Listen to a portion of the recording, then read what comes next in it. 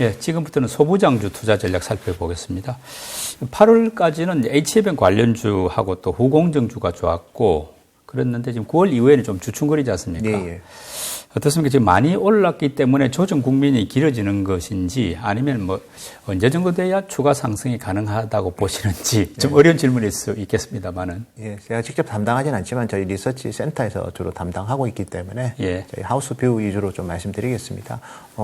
기본적으로 이제 특히 엔비디아 관련된 SK 하이닉스에 또 납품하는 회사들 같은 경우에는 성과가 되게 좋았죠. 예. 그리고 실제로 실적도 다른 반도체 소부장보다는 특히 장비 업종보다는 좋았던 건 분명하고요. 그래서 엔비디아 주가가 좀 요즘 들어서 조금 횡보하고 있지 않습니까? 예, 조정도 좀 받고 그래서 워낙 가파르게 올랐기 때문에 그에 따른 기간 조정으로 좀 보셔야 될 것 같고 엔비디아의 이 데이터 센터 관련된 이 GPU 수요 증가가 계속해서 지속 가능할 건가에 대한 좀 의심도 좀 있거든요. 그래서 항상 이제 이렇게 어떤 갑작스러운 특별 수요 때문에 실적이 좋아지면 그 이후에 또 경계감이 좀 올라가기 때문에 최근에 이제 주가가 또 너무 가파르게 올랐기 때문에 그 이유에 대한 우려가 같이 있으면서 최근에 좀 조정을 보이는데 근데 결국 그러면 이제 엔비디아가 내년에도 좋을 거냐 이렇게 물어보는 게 오히려 지금 우리 소부장한테는 제일 중요할 것 같아요. 근데 저희가 파악하기로는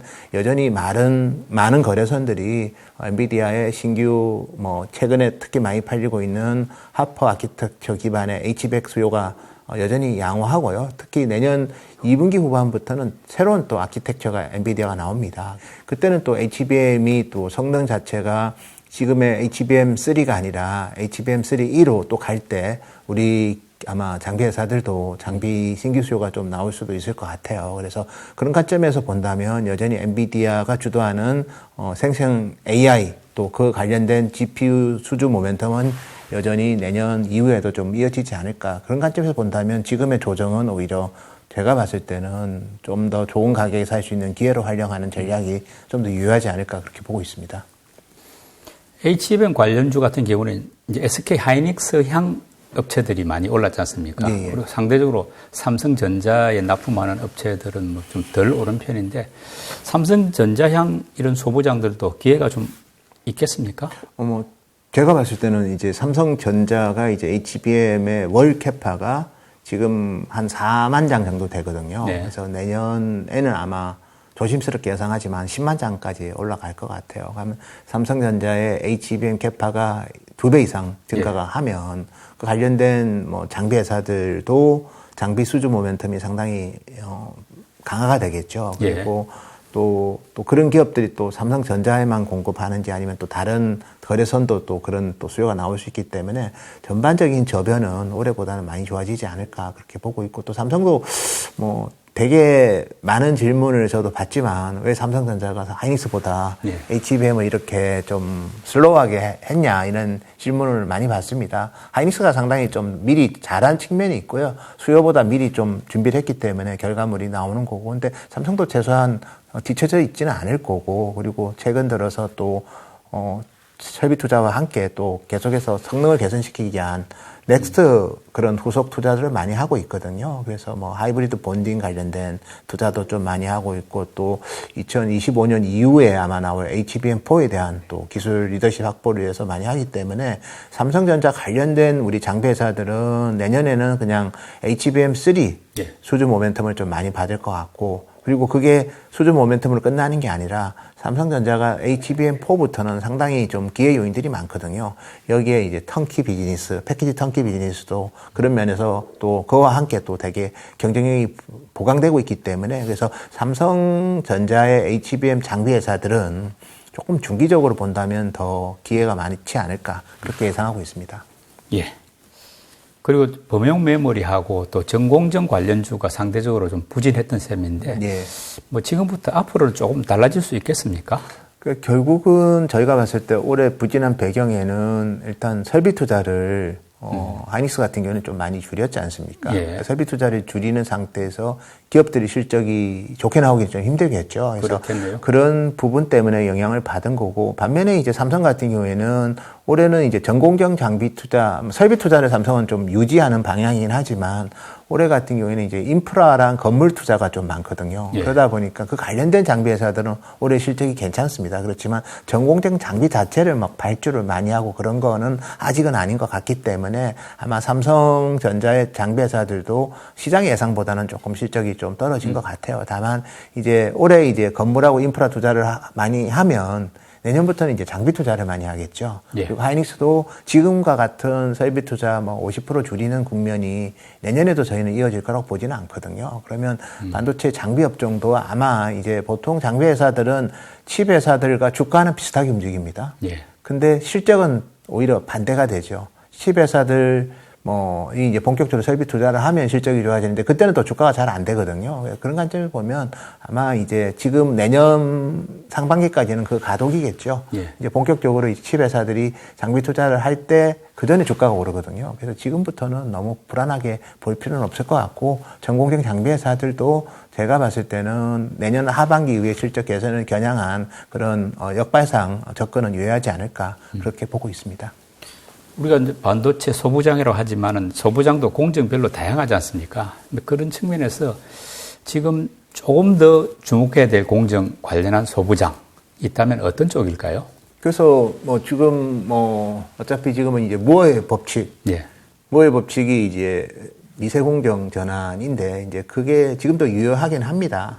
삼성 여전히 게이트 오란드 3나노 하고 있고 또 향후에 이제 하이 NA 장비를 ASML로 받으면 2나노까지 또 갈 거고 그렇지만 그럼에도 불구하고 지금 HBM 수요 그리고 엔비디아의 또 우리 GP, GPU 수요를 자세히 보면 그런 무어의 법칙보다는 지금은 이종의 반도체를 쌓거나 네. 아니면 동종의 반도체를 쪼개가지고 붙이는 그런 칩넷에 어떻게 보면 무게중심이 많이 가고 있거든요. 연결해가는 그런. 예, 그래서 과거에 우리가 전공정, 주요 공정에 있어서, 정말 국산화를 했다거나 아니면 수주 모멘텀을 받는 거, 그런 거보다는 지금은 제가 봐도 무어의 법칙이 이제 그쪽에 주로 초점을 많이 맞춘 거고 예. 지금은 이제 어드밴스드 패키징의 시대로 좀 접어들었기 때문에 아. 오히려 전공정보다는 후공정 쪽에 예. 지금은 관심을 갖고 자르고 구멍을 뚫고 이렇게 붙이고 예. 어태칭하고 커팅하고 예. 그다음에 홀을 파고 예.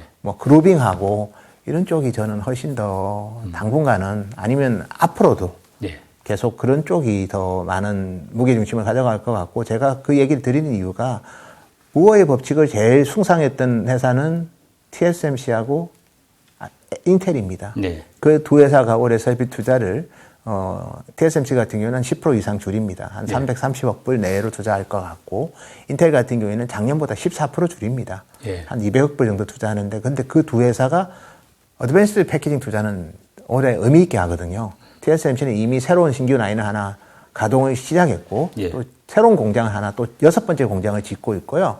인텔 같은 경우에는 60억 불을 말레이시아 페낭에 패키징 공장을 짓고 있습니다. 그래서 그것만 보더라도 지금은 전공정에 있어서 특정 공정에 예를 들어서 수주 모멘텀 이런 것보다는 오히려 후공정에서 전체적인 생태계 확장을 대표 무어의 법칙을 숭상했거나 아니면 무어가 직접 일했던 인텔마저도 패키징 투자를 아주 의미있게 하고 있다는 거죠. 그런 관점에서 본다면 우리 기업들도 결국 이제 그 방향성에 있는 회사들이 당분간은 실적 모멘텀도 강할 거고 주가의 흐름도 좀 더 양호하지 않을까 그렇게 예상하고 있습니다. 삼성도 패키징 공장 지금 한국에 2개 있지만 계속해서 협력사와의 협력을 강하고 있기 때문에 그 관련해서 이제 기술 선도력을 갖고 있는 회사들은 제가 봤을 때는 주식시장에서도 상당히 주목을 받지 않을까 그렇게 예상하고 있습니다.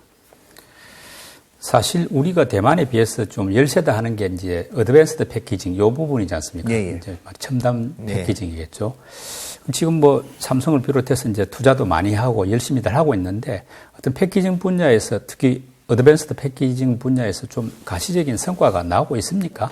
결국 이제 준비는 잘 되고 있고요. 예. 다만 이제 거래선을 추가하는 거는 시간이 필요하겠죠. 아까 언급했던 턴키 같은 경우에도 결국 어드밴스 패키징이 동반되지 않으면 구현될 수 없는 계약이라고 봐야 되고요. 그래서 예. 결국 이제 계약을 맺는 거래선이 추가되는 거를 원하는 분들도 있을 거고 아니야 그 기반 준비를 해서 계약이 타진되는 것만으로도 충분하다고 보시는 아마 투자자도 있을 건데 후자 면에서 계약을 타진하는 후자 면에서는 가시성이 좀 보이고 있습니다. 그리고 삼성도 이쪽의 중요성을 많이 느끼고 있고 그래서 그런 관점에서 지금은 전공정보다 그래서 제가 장비회사들, 소재사는 좀 다르죠. 소재는 뭐 어느 공정이든 상관이 없지만 장비회사들은 지금 시장에 관심이 계속 이제 전공정 쪽에서 뭔가 수주 모멘텀 얘기를 하는데 그거는 업황 따라가는 거고요. 정말 이제 서비스 타를 늘려야 되겠다 했을 때 그쪽은 아마 수주 모멘텀이 나올 거고. 근데 초과 성장이 항상 중요합니다. 예. 시장보다 더 좋은 기업을 우리가 관심을 가질 때 성과가 훨씬 좋고 또 그런 기업들이 나쁜 다운턴에서도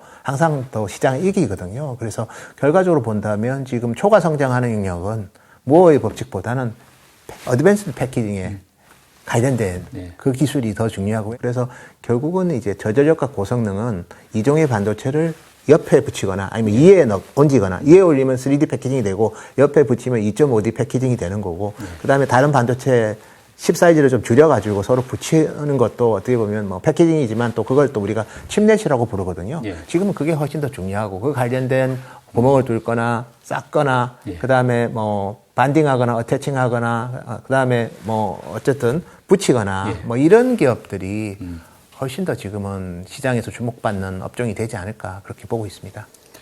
방금 말씀하신 어드밴스드 패키징 관련해 가지고 우리가 주목해야 될 이제 소부장 업체가 있을 거 아닙니까? 예. 어떤 쪽입니까?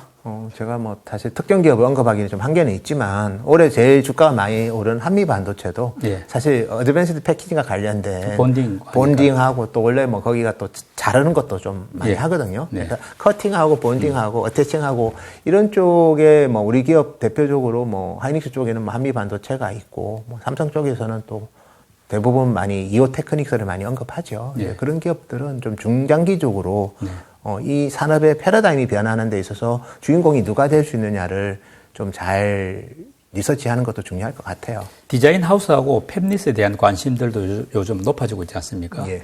우리나라 관련 기업들이 대만이나 미국 이런 경쟁국과 비교해서 말하자면 경쟁력이 어떤지 또 이 관련 기업들 주가 전망은 어떤지 한번 질문 드리고 싶습니다.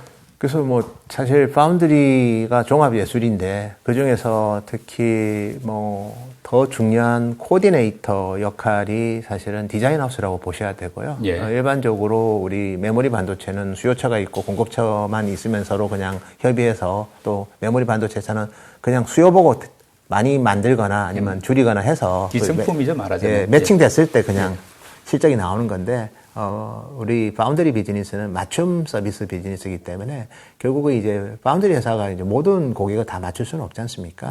그거를 이제 매개체 역할을 하는 디자인 하우스가 되게 중요하고요. 그리고 TSMC 같은 경우에도 보시면 아주 큰 고객, 애플하고 뭐 이런 엔비디아는 본인들이 직접 마케팅을 많이 해서 뭐 하지만 약간은 좀 사이즈가 적은 고객은 디자인 하우스가 거의 분신처럼 움직입니다. 그런 면에서는 세계 1위 그리고 시장 점유율이 60%가 넘는 TSMC 대비해서 우리나라는 아직은 조금은 좀 개선시켜야 될 부분들이 많이 있습니다. 그렇지만 삼성이 또 벤치마킹하는 그 생태계도 TSMC의 생태계이기 때문에 똑같이 디자인 하우스에 대해서 삼성도 최근 들어서 되게 육성을 많이 하고 있고요. 그래서 우리나라도 지금 보시면 뭐 상장되어 있는 디자인 하우스 회사들이 좀 3개나 있죠, 사실은. 그래서 그런 기업들 같은 경우에도 저희가 봤을 때는 뭐 되게 앞으로는 기회가 많을 것 같고 특히 최근 들어서는 전장 쪽으로는 또 삼성도 그렇게 많은 풍부하지는 않기 때문에 이제 그런 디자인 하우스를 활용해서 거래선 추가를 많이 하고 있고 또 일부 삼성의 디자인 하우스는 TSMC의 팹리스 고객들을 또 삼성으로 유치하는 그런 역할도 하고 있습니다. 그래서 한국의 디자인 하우스의 저는 전망은 아주 밝다 이렇게 말씀드리고 왜냐하면 우리나라도 결국 이제 많은 팹리스 회사들이 나올 거거든요. 그거를 이제 삼성에 다 이제 혼자서 다 하기에는 좀 리소스가 좀 제한이 됩니다. 그래서 디자인 하우스가 TSMC 디자인 하우스처럼 그런 역량을 많이 발휘할 것 같고 그러면 같이 성장하는 거거든요. 삼성 파운드리와 삼성 디자인 하우스와 그리고 다양한 팹리스 생태계가 같이 성장할 수 있기 때문에 디자인 하우스는 뭐 당장 올해는 파운드리 업황이 시장 수요가 10% 중반 주는데 디자인 하우스 기업들이 실적이 엄청 좋아할 거라고 예상할 수는 없지만 향후 몇 년간은 삼성이 이제 기본적으로 디자인 하우스의 중요성을 너무나 이제 느끼고 있기 때문에 우리 디자인 하우스들의 그 장기 전망은 저는 되게 밝지 않나 이렇게 말씀드릴 수 있을 것 같습니다. 뭐 요즘에는 뭐 소부장이나 대표주 구분할 것 없이 이제 해외 반도체 기업에 투자하거나 뭐 또 해외 ETF 투자하는 경우도 예. 꽤 많이 늘었는데 국내 기업이나 이쪽 투자하는 거하고 해외 투자하고 반도체 부문에서 뭐 장단점을 비교하면 어떻습니까? 뭐 제가 봤을 때는 해외 ETF 뭐 상장된 ETF도 많이 있고 국내 같은 경우에는 대표적으로 뭐 코덱스, 타이거 네. 반도체 ETF가 있지만 국내 ETF의 좀 단점은 한국 기업만 주로 투자를 하다 보니까 사실은 메모리 반도체 너무 좀 업황에 좀 흔들리는 그런 사이클을 측면이 탄다 말씀이죠. 예. 반면에 해외 이제 반도체 ETF는 뭐 다양한 기업에 투자합니다. 대표적으로 뭐 엔비디아 비중이 높은 그런 경우도 많고 한 20% 이상 높은 그런 ETF도 있거든요. 그리고 나머지 또 보시면 우리 오사트 기업들 비중이 높은 뭐 대표적으로 뭐 암코든 예. AS이든 뭐 이런 비중이 높은 ETF도 있고 그다음에 이제 최근에 보시면 또 자동차 반도체가 요즘 또 아날로그 반도체가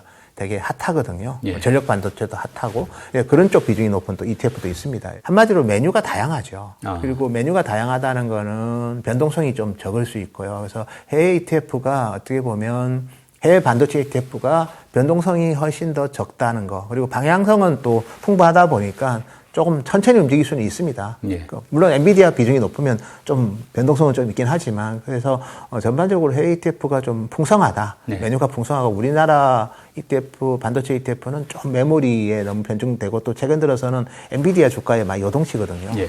그래서 그런 면에서 좀 변동성이 크다는 단점은 있지만 또 그거 변동성을 또 좋아하시고 또 ETF를 뭐 장기 투자하시는 분도 많지만 단기 트레이딩 하는 분도 의외로 많거든요. 예. 그런 분들은 아마 한국 반도체 ETF를 조금 더 선호하는 것 같고, ETF를 그냥 중장기적으로 그냥 특정 종목을 사는 거 복잡하고 또 어떤 이슈가 발생할 수도 있으니 그 스트레스를 받기 싫은 분들은 그냥 보따리에 그냥 좋은 반도체 기업들 다 묶어놓은 ETF를 사는 경우도 많거든요. 그래서 해외 ETF를 사는 분들은 절대 뭐 수익률도 중요하지만 좀 안정적인 수익률을 추구하는 분들이 좀 해외 반도체 ETF를 많이 사는 것 같고 예. 국내 반도체 ETF를 사는 분들은 이제 뭐 기본적인 수익률도 추구하지만 또 변동성까지도 좀 즐기시는 분들이 예. 좀 많이 하시는 것 같습니다.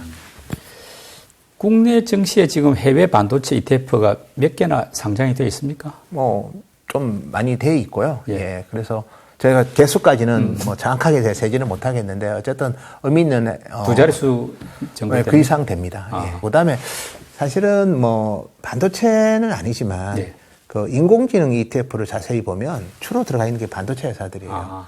그런 거를 좀 하이브리드로 저는 추구하는 전략도 나쁘지는 않을 것 같아요. 그래서 변동성을 좋아하는 분들은 그냥 순수하게 국내 반도체 ETF 아니면 반도체만 많이 들어있는 거를 추구하지만 변동성과 안정성을 그리고 수익성을 동시에 추구하는 분들은 이렇게 하이브리드도 많이 찾는 것 같아요. 그래서 본인의 성향을 잘 분석해보고 ETF를 고르는 전략도 되게 좋을 것 같습니다. 약간 좀 큰 이야기를 하고 싶은데 이번에는 예. 그 미중 반도체 전쟁, 뭐 패권 전쟁이 상당히 치열하지 않습니까? 예. 이런 상황에서 이제 이게 어떻게 보면 우리 반도체 산업에서는 상당히 장애 요인이 또 되고 있고 걸림돌이 되고 있는데 우리나라 반도체 산업의 어떤 스탠스랄까 이건 어떻게 지금 세워 나가야 되겠습니까? 그래서 되게 저도 많이 받는 질문이고 되게 민감한 질문이기도 합니다. 저는 미중 간의 그것 때문에 최소한 중국 기업이 성장할 기회는 많이 막은 것 같아요. 결국은 뭐 무역 분쟁 때문에 단기적으로는 중국 수요 이축에 영향을 줬고 그렇지만 중기적으로 봤을 때는 중국 기업들의 공급 능력을 좀 제어한 측면이 많기 때문에 저는 개인적으로는 부정적인 것보다는 좀 더 긍정적인 측면이 좀 더 많다고 예. 저는 해석하고 있습니다. 저는 이제 중립적인 스탠스를 취하되 예. 그래도 어쨌든 말을 아끼는 게 중요할 것 같아요. 중립적인데 나 중립적이야 얘기하기보다는 예.